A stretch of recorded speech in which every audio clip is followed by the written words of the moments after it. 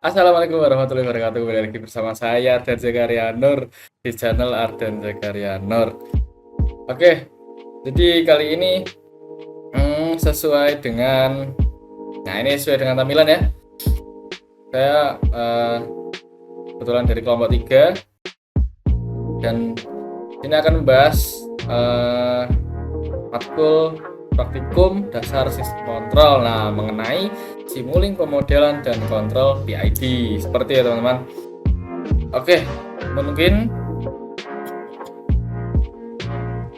langsung saja kita mulai. Nah, untuk yang pertama yaitu saya akan sedikit menyinggung pemodelan dan kontrol PID ya. Nanti juga saya akan bahas tentang PID itu sendiri. Nah, jadi pemodelan itu apa sih? Kata pemodelan di konteks yang kita bahas ini apa? Yaitu merupakan representasi matematis dari sistem nyata. Nah, biasanya bentuknya sistem nyatanya itu fisika, mekanik atau elektrik. Nah, tujuannya itu apa? Nah, dengan dari singkatnya itu seperti ini. Dari sistem nyata, sistem yang kita buat itu kita jabarkan dengan bahasa matematis. Nah, tujuannya buat memahami perilaku sistem seperti yang di gambar ya, atau prediksi respon terhadap masukan menjadi dasar untuk desain kontrol. Nah, juga bisa sebagai salah satu alat komunikasi gitu ya. Dengan pemodelan matematis mungkin kita menunjukkan ke orang lain, menjelaskan pemodelan dengan matematis bisa sebagai suatu komunikasi biar mereka juga paham gitu ya. Nah, selanjutnya itu ada kontrol sendiri gitu ya. Nah, kontrol itu proses mengatur keluaran sistem agar sesuai dengan nilai yang diinginkan atau set point di sini kita ya konteksnya ya. Nah, tujuannya itu apa? Nah, tujuannya itu sebagai stabilitas sistem, akurasi mengikuti set point, kinerja cepat dan efisien. Nah, jadi si kontrol ini mudahnya kayak ya namanya juga kontrol gitu ya. Jadi ya seperti yang ada pada gambar seperti itu ya. Nah, kalau kontrol PID itu sendiri itu apa? Nah, di sini kalau PID secara umum PID itu singkatan dari proporsional, integral dan derivatif. Nah, kontrol PID ini berfungsi sebagai kalau di suatu sistem gitu ya. Sistem nyata itu menghitung sinyal kendali dari error atau selisih antara set point dan output. Nah, jadi di kontrol PID ini tujuannya untuk mengoreksi sebuah hasil yang berbeda dari set point yang kita inginkan, seperti itu teman-teman. Oke, lanjut yaitu nah ini apa itu PID itu ya. Tadi udah disinggung Pak, PID itu proporsional, integral dan derivatif. Nah, lalu secara satu-satu itu saya bahas ya. Nah, jadi proporsional di dalam suatu sistem kontrol gitu ya, sistem nyata itu fungsinya itu merespons langsung gitu ya terhadap besar error. Nah, jadi si proporsional ini dia fungsinya merespons error yang terjadi saat itu juga gitu ya, langsung. Nah, jadi semakin besar error, semakin besar sinyal kendalinya. Jadi semakin besar error yang kedeteksi gitu ya. Nah, sinyal kendalinya juga semakin besar. Nah, kelebihannya itu apa? Kalau proporsional itu responnya cepat karena dia langsung merespons error saat itu juga gitu ya. Nah, kekurangannya tidak bisa menghilangkan error sepenuhnya. Nah, jadi dia ada steady state error. Jadi dia nggak bisa menghilangkan sepenuhnya error yang ada di suatu sistem tersebut itu ya. Nah, selanjutnya ada I atau integral. Nah, fungsinya itu mengakumulasi error dari waktu ke waktu. Nah, jadi dia tuh kalau integral itu fungsinya kayak dia membaca bahasanya membaca track record gitu ya. Record yang error-error sebelumnya itu dia simpan buat jadi akumulasi untuk mengatasi error tersebut gitu ya. Jadi error-error yang waktu-waktu sebelumnya jadi dikumpulin. Nah, jadi dari waktu ke waktu itu errornya bisa kedeteksi gitu ya. Nah, di sini fungsi utamanya itu mengoreksi error kecil yang tersisa agar benar-benar nol. Nah, jadi dia tuh kayak mengumpulkan error-error kecil gitu ya, sisa-sisa gitu. Nah, dia jadi buat ngoreksi agar errornya itu jadi benar-benar nol atau nyaris nol gitu ya.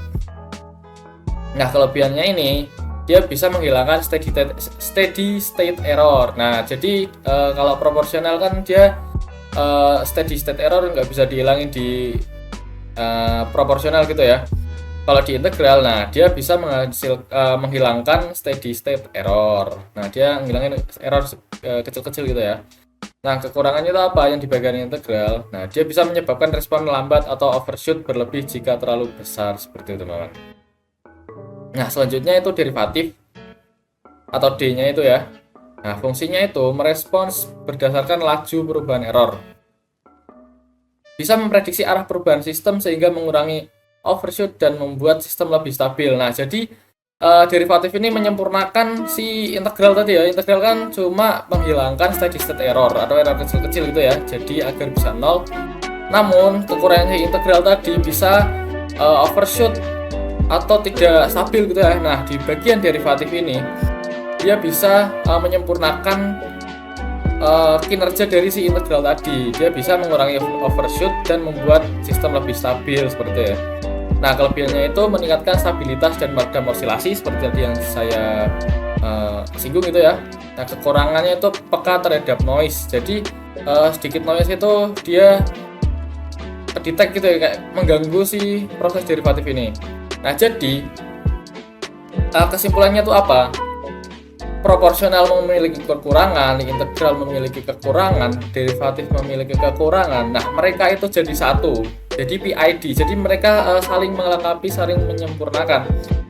Si proporsional hanya bisa menghilangkan error-error yang langsung pada saat itu juga, namun nggak bisa menghilangkan steady state error. Nah, steady state error itu disempurnakan lagi sama si integral. Nah, integral hanya bisa menghilangkan steady state error, namun nggak bisa menghilangkan overshoot atau sistem itu masih belum stabil. Nah, dari kekurangan si integral tadi, dia disempurnakan lagi sama derivatif. Nah, seperti itu. Jadi mereka tiga ini, si proporsional, integral, dan derivatif, mereka itu menyempurnakan satu sama lain seperti itu ya teman-teman. Oke, nah kita akan masuk ke bagian pemodelannya secara langsung dan beberapa contoh pemodelannya seperti itu ya. Oke, lanjut. Nah, yang pertama di sini ada pemodelan tank level. Oke, jadi dapat dilihat ya. Di bagian sini ada pemodelannya. Nah, Q2 itu yang masuk ini ya, KV theta P derajat. Dia tuh ini ya, merupakan si inputnya ini ya, input debit airnya. Nah, Q2 min Q1 itu merupakan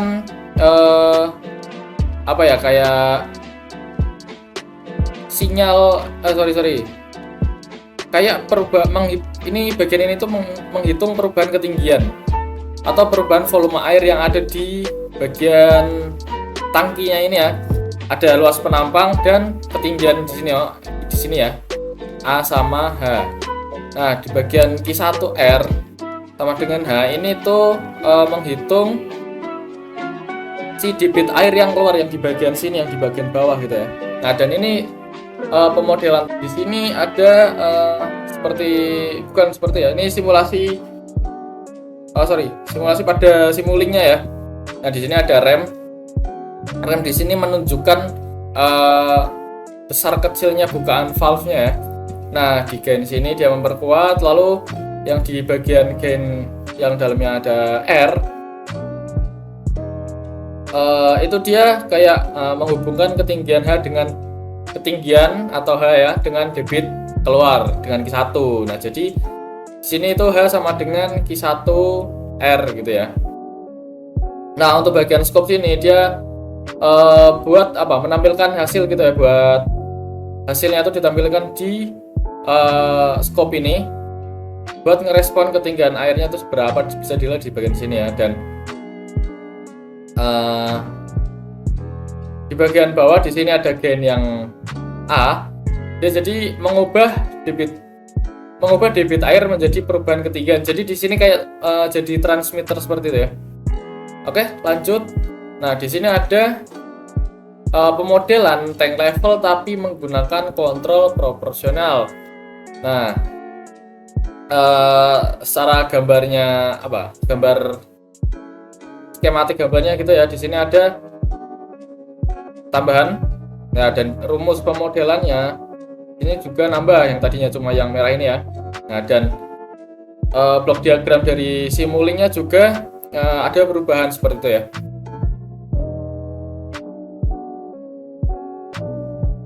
Nah, dan di sini ada rumus R-H KE sama dengan E. Nah, di sini itu merumuskan error gitu ya. Error E di sini itu dihitung dari set point atau R-nya ini. Set point dikurangi ketinggian aktual. Ketinggian aktual itu dari mana? Dari si sensor. Nah, si ini ya, KE ini sensor ya. Nah, jadi dari sensor lalu dikalikan sensor seperti itu ya.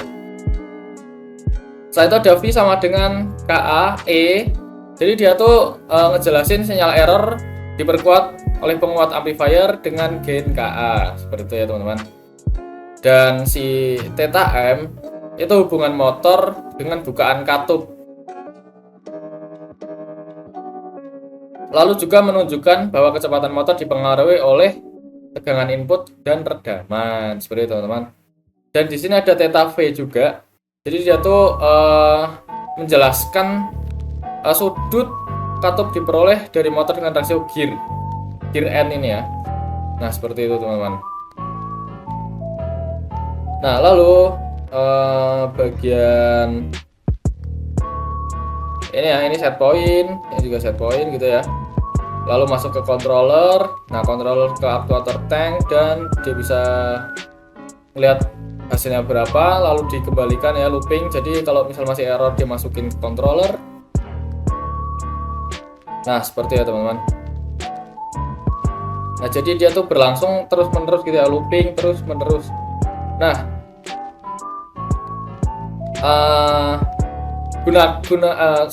penggunaan proporsional di sini itu gunanya buat apa? Jadi gunanya proporsional di situ kita bisa membuat loop dengan adanya sensor tadi ya. Kita bisa membuat loop dan bisa mengurangi error dan bisa menyesuaikan dengan set point yang di set ya, seperti itu. Nah, misal tanpa kontrol proporsional dia bisa hanya hanya mengikuti aliran alami dan tidak bisa dikontrol gitu ya. Dan sistemnya menjadi otomatis. Tuh. Oke, lanjut. Oke. Selanjutnya yaitu pemodelan mass spring damper. Nah, jadi di sini ada persamaan order 2 ya. Angkatnya 2, 1 dan 0. 2, 1 dan 0 seperti itu ya. Nah, jadi di sini ada M, C, K dan KX. Nah, di sini dijelaskan bahwa kalau M itu sebagai massa ya, massanya dari yang ini, yang kotak ini. Nah, untuk C itu yang bagian damper. Nah, di sini tuh bagian dampernya ya. Kalau K itu bagian pegas. Nah, seperti ini bukan resistor ya, ini pegas. Ini K. Nah, lalu yang X itu input gaya atau posisi. Nah, di sini dijelaskan bahwa input gaya atau posisi, jadi gayanya itu dari bagian sini ya. Nah, untuk Y itu output posisi massa gitu ya. Nah, artinya dengan rumus seperti ini dapat dijelaskan gitu ya, dapat dijabarkan bahwa gaya total pada massa sama dengan gaya dari pegas atau yang KY ditambah gaya dari peredam atau yang CY pangkat 1 plus gaya inersia massa atau yang MY kuadrat atau pangkat 2 ini ya. Dan input X memberikan eksitasi ke sistem, sementara output Y menunjukkan respons massa. Nah, untuk blok diagramnya sendiri di bagian bawah ini ya, ada step, gain dan lain-lain. Kita lanjut ke bagian, nah telah ditambahkan fungsi transfer seperti itu ya. Nah, di sini ada bagian fungsi transfer, sedangkan di sini tidak ada ya, belum ada seperti itu. Nah, fungsi transfer di sini itu gunanya untuk, nah di sini ada rumusnya ya, persamaannya buat, jadi dia tuh bisa langsung hitung respon terhadap input. Nah, inputnya di sini yaitu step. Nah, di sini ya, dari step bisa masuk langsung ke fungsi transfer. Nah, jadi dari adanya fungsi transfer di sini, kita bisa lihat, bisa ngedeteksi itu ya, sistem akan stabil atau tidak. Nah, kecepatan responnya juga kita bisa lihat gitu ya. Dan overshoot atau redaman pun kita bisa lihat dari si scope ini dua ini ya. Bisa membandingkan antara fungsi transfer dan yang tidak seperti itu ya. Nah, jadi gunanya itu buat fungsi transfer ini buat mempermudah analisis sistem dinamis seperti itu ya. Nah, jadi dengan fungsi transfer itu jadi kita bisa melihat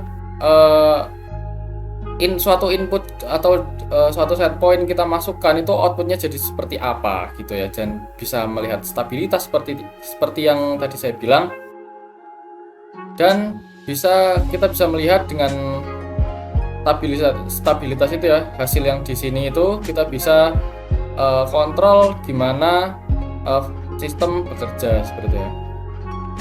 Nah, selanjutnya untuk pemodelan DC servo motor.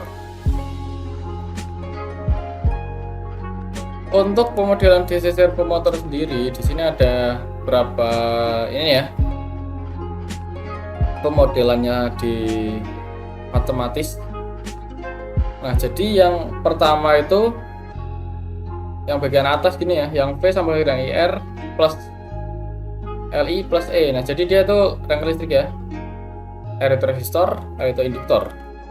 Nah, jadi dengan rumus ini di mana E itu sama dengan KB theta seperti itu. Nah, itu tuh atau tegangan balik sebanding kecepatan sudut rotor. Nah, persamaan kedua yaitu ini sebagai persamaan torsi motor yang T ini ya, T sama dengan KT I kali I. Nah, jadi dia menjelaskan bahwa torsi sebanding dengan arus. Yang ketiga, yang ini ya, yang keempat ini, yang sorry ya, ini yang T sama dengan J theta plus B theta, itu menjelaskan bahwa torsi dipakai untuk melawan inersia inersia rotor atau J ini ya, J ini inersia rotor, dan gesekan atau yang B ini. Nah, bentuk turunan persamaannya, nah untuk yang pertama ini persamaan arus ini seperti ini ya. Nah, yang kedua ini persamaan torsi, yang ketiga ini turunan persamaan gerak rotor, yang keempat itu turunan persamaan tegangan balik. Nah, untuk blok diagram yang dari simulinya ini, di sini inputnya dari si noise. Nah, sama si konstan 5 ini ya inputnya ya. Nah, jadi hasilnya bisa dilihat dari scope. Dan ini belum ditambahkan PID dan lain-lainnya itu ya. Nah, di sini ditambahkan persamaan fungsi ataupun add as domain. Jadi dia diubah menjadi fungsi Laplace atau dari domain waktu atau domain time domain ke S domain S. Nah, seperti itu ya. Jadi di sini blok diagramnya aja juga beda. Di sini ada transfer fungsi. Nah, di sini transfer fungsinya yang bagian induktor ya, L. Nah, ini. Nah, di sini juga yang JS. Nah, itu seperti itu ya. Dan hasilnya bisa dilihat pada scope dan inputnya itu dari si konstan 5 ini ya, teman-teman. Nah, jadi fungsinya si S domain di sini kita bisa mengatur atau mengontrol putaran si rotornya sendiri itu uh, sesuai atau enggak sama set point atau sesuai sama keinginan kita atau tidak, seperti ya. Oke, next. Nah, di sini ada quarter car model. Oke, untuk pemodelan atau quarter car model di sini ya. Nah, jadi di sini ada MC yang merah ini ya. Nah, itu tuh massa body atau sasisnya ini ya. Massanya itu berapa? Nah, ada juga MS. Nah, ini tadi MC, ini MS. Nah, MS itu apa? Massa poros atau massa roda di bagian sini ya. Massa roda itu berapa? Jadi dia di bagian MS ini ya. Nah, K1 dan juga C1 yang di bagian atas ini ya, yang di bagian MS atas ini, C1 dan K1, dia itu pegas dan peredam antara bodi. Atau YC itu untuk body dan YC itu untuk body ini ya, dan YCT ini untuk pegasnya. Untuk rodanya ya. Ini lingkaran roda di sini ya, arahnya. Nah, jadi ini tuh suspension spring sama damper ya di bagian sini. Nah, untuk yang di bagian K2 dan C2 di sini ya. Nah, itu pegas dan peredam antara roda dan jalan. Jadi kan ini satu kesatuan mobil yang atas ini ya. Nah, kalau yang bawah ini redaman sama pegasnya antara roda dan tanah gitu ya, atau jalan. Nah, itu juga mewakili kekerasan ban atau ini ya, kan ada anginnya ya. Nah, itu juga mewakili kekerasan ban dan juga dampingnya dari ban, seperti itu ya. Nah, juga ada XT di sini tuh menandakan eksitasi dari permukaan jalan atau road input ya. Eksitasi dari road input itu bagaimana? Nah, output yang biasa diamati itu di bagian YC yang body ya, YC atau pergeseran body, ataupun yang YS. Nah, pergeseran si roda. Jadi dari kondisi awal seperti ini, si body dan rodanya, nanti outputnya itu seperti apa dengan nilai-nilai K2 dan C2 ini.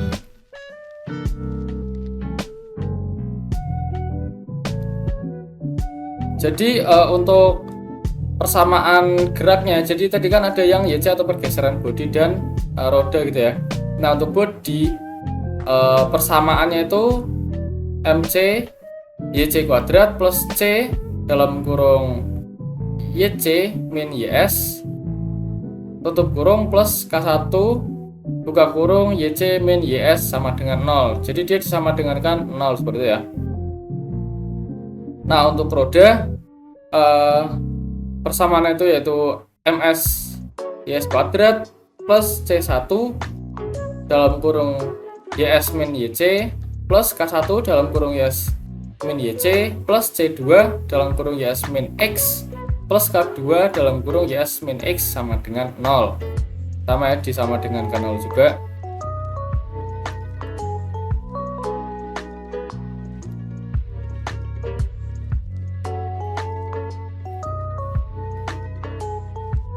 Nah, jadi tiap-tiap persamaan itu menyatakan massa kali percepatan itu sama dengan jumlah gaya pada massa itu, atau gaya pegas plus gaya damper, dan untuk roda juga gaya ban terhadap jalan. Nah, misal jika ingin jika ingin itu bisa susun ke bentuk matriks atau vektor gitu ya, atau transfer ke domain Laplace atau domain S untuk mendapatkan fungsi transfer. Nah, untuk bagian blok diagramnya, di sini ada bagian summing ya, buat penjumlahannya atau operasinya. Dalam hal ini kita dikurang gitu ya. Nah, untuk yang selanjutnya ini telah menggunakan transfer function. Nah, di sini di summing juga. Ini kita lihat colet errornya dan juga hasil akhirnya gitu ya. seperti itu errornya sebelum dikoreksi untuk akhir ya. Nah di sini bisa dilihat juga. Nah jadi model ini tuh fungsinya tuh apa sih gitu ya. Nah jadi setelah dianalisis dan bisa ditemukan error dan dikoreksi, itu berguna buat kenyamanan penumpang atau ride comfort gitu ya. Nah jadi dianalisis dari percepatan bodi atau YC. Nah bisa juga buat pengendalian roda atau kontak roda ke jalan gitu ya, grip roda juga bisa, dan karakteristik frekuensi gitu ya. Dan juga bagian tadi ada ini ya, ada bagian ban dan spring yang di YS yang di MS ya, sorry. Nah dia juga bisa sebagai desain atau tuning. Nah untuk kita bisa setting dengan angka-angka yang kita dapat, kita bisa sesuaikan dengan keinginan kita, mobil ini pengen dibuat seperti apa, seperti ya umpamanya. Nah jadi kesimpulannya itu mungkin sepertinya kayak quarter car model ini bisa merepresentasikan interaksi antara bodi dengan bodi kendaraan dan roda. Nah dengan persamaan dinamis dan fungsi transfernya yang tadi ini ya, fungsi transfernya, kita bisa menganalisis kenyamanan kontak roda jalan serta frekuensi resonansi untuk desain suspensi. Jadi kita bisa mendesain suspensi dari persamaan-persamaan ini ya, seperti itu. Nah untuk yang tadi gitu ya, kenapa kok saya menjelaskan ada yang disama dengankan 0? Karena di sini kita menerapkan hukum Newton. Jumlah semua gaya yang bekerja pada massa sama dengan gaya inersianya. Nah, jadi dinolkan gitu ya. Nah, kalau misal semua gaya kita pindahkan ke satu sisi persamaan, hasilnya akan 0. Nah, itulah yang biasa disebut itu keseimbangan gaya dalam model matematis, seperti itu ya teman-teman. Oke, mungkin seperti itu dari saya. Untuk selebihnya nggak ada. Nah, dan kalau ada yang salah, mohon maaf dan bisa koreksi di kolom komentar gitu ya. Dan jangan lupa like kalau kalian suka, atau kurang paham gitu ya, jangan di dislike, tapi tetap like aja, dan tapi komen gitu ya, tanya. Nah, oke. Seperti itu, terima kasih dari saya, pamit. Wassalamualaikum warahmatullahi wabarakatuh.